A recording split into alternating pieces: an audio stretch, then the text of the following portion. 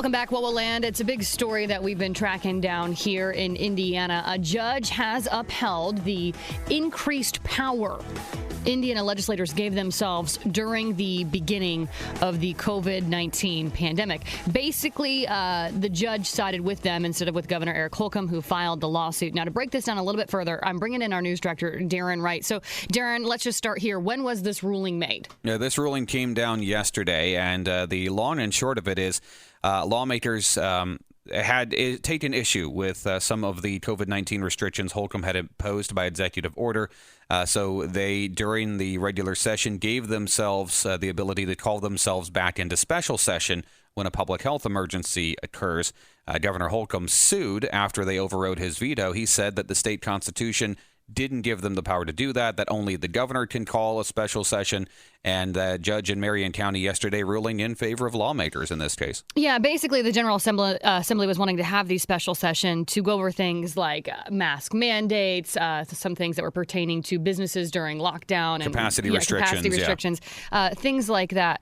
So far, has there been any comment from Governor Holcomb's office regarding this decision? All they've said so far is that they are still reviewing the order. Legal experts that we've reached out to say that this is probably going to get appealed and will most likely end up before the Indiana Supreme Court before it's all said and done.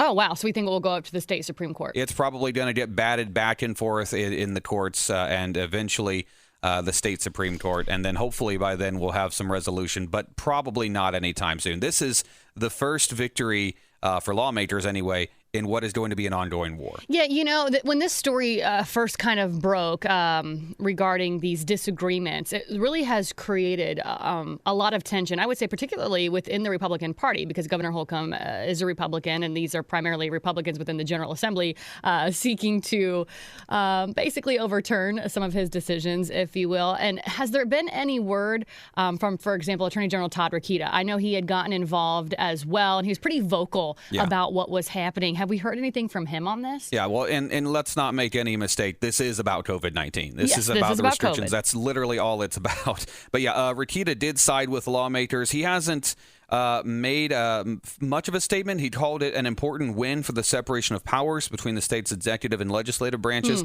Now, one thing that is interesting, the judge in this case, he wrote that, the governor has a constitutional power to call the legislature into special session. Right. And that was necessary when lawmakers were meeting every other year for a maximum of 61 days. But amendments approved back in 1970 and 1984 removed those limits. And so as a result, he feels that now lawmakers can do what they did. What a hot mess. Okay, to just sum it all up so folks are aware, basically this judge has sided with these lawmakers instead of with Governor Eric Holcomb. But as you just said, legal experts are saying this is likely going to end up in the state Supreme Court. Yeah, it's not remotely over. It's not over yet. All right, keep it tuned right here to WOWO as we will continue to track that story for you as we have been, as it's been ongoing. We've actually already reached out to Attorney General Todd Rokita as well. We're hoping to get him on the program next week. We can talk more about this. Plus, I want to ask him whether or not there's something his office is doing about some of the vaccine mandates for businesses in the state of Indiana. See if there's anything we're doing on a state level